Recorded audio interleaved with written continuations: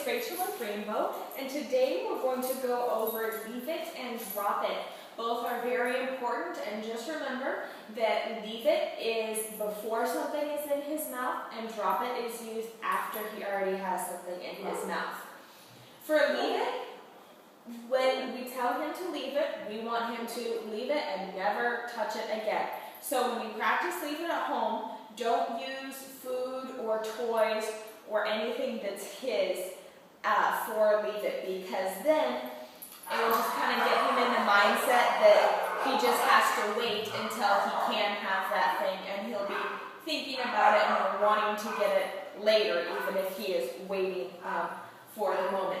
Leave it is good for things like shoes or anything that could be harmful to him, like anything you don't want him to get into, like if you're on a walk and there's a pile of dog mess on the side, you don't want him getting near that. You can tell him to leave it, and having those clear distinctions is really important.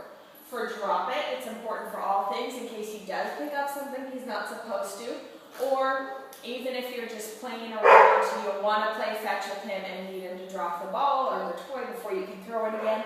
That's okay to use with his things that he does get. So we're going to start with leave it with some things that I don't want him to have, and I don't want him to ever go for it.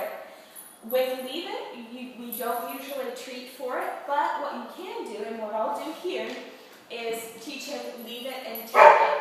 The take it is, just kind of optional, and he will get a treat out of it, but I'll put an item on the ground, tell him to leave it. While working with him, it helps to swipe your hand in front of the object, in between the object and his nose, that kind of catches attention and break up that line of vision. Tell him to leave it, and when he does that, you can hold out a treat and tell him to take it. That way he knows, and you will tell him what he has to leave alone and what he can have. So he can have the treat, so I'm telling him, take it. So I have things that I don't want Rainbow to have, but they aren't going to hurt him. In case he does go for it, I'm going to get down on his level. Rainbow, sit. Sit. Good, sit. Leave it. Take it. Good boy. Good boy. See, that was very good. Of course, since my treat bag is right here, he's very focused on that. But I set this down. He was looking at it. I was able, since I was on my knees, I was able to swipe my hand in front of it, tell him to leave it, and that distracted him. He turned back up to me and was no longer trying to get to this. So that's when I pulled out the treat and told him to take it. So practice with this one more time. Make sure it wasn't just a lucky accident. Leave it. Take it. Take it. Good boy, Rainbow. Good boy. That was great. He's not very interested in this, so it's not hard at all to get him to leave it alone. Let's try something else that might be more interesting. This time I'm going to have a treat ready in my other hand so I don't have to dig for it. Leave it. Take it. Good boy. Good boy. Leave it.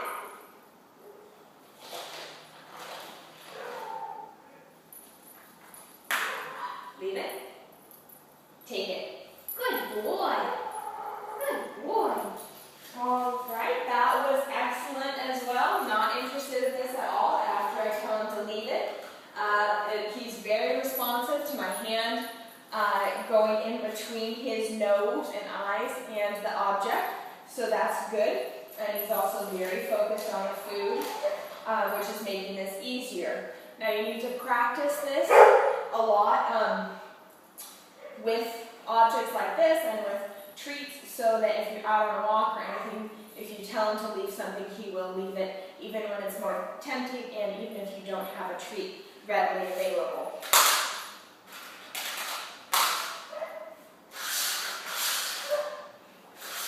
All right, he's a little too focused on the bag of treats, so I'm going to take that off. And here we have a dog brush. It smells like dog, but I don't want him to chew it up. So now I don't have Leave it. Take it. Good boy.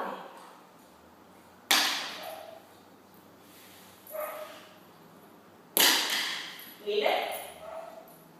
Take it. Good boy, Rainbow. Good job. That was great. He's catching on to the drill because he was looking for the treat as soon as I said leave it, but shows me he's learning. So that's excellent. Now, I'm going to put my treat bag back on for the drop it. Try to get him to get a hold of one of these things. There you go. No. Not interested. What about this one? Go get it. Okay, well he's still checking it out a bit too much. He's not actually, oh, there we go. There we go. Starting to go for it. Right, he's biting at it, but he's not actually getting it in his mouth. Not much luck with this one either. So I'll just go over it with you. What we do with drop it is we always make it a trade when you practice it. So if he has this treat this toy in his mouth, come down with the treat. If he's over here, put the treat on the side and say, drop it. And you give him the treat. He has to drop whatever's in his mouth in order to get the treat. So therefore it's like a trade. You have to tell him that, hey, it's worth giving up what you have in your mouth because I have this right here. And that will help him understand so he doesn't feel frantic and he needs to hang on to it because you're going to take it from him and he won't get anything in return. This time he does get something in return, and so it's a good deal for him to drop it. So that's just a literal view of the drop it.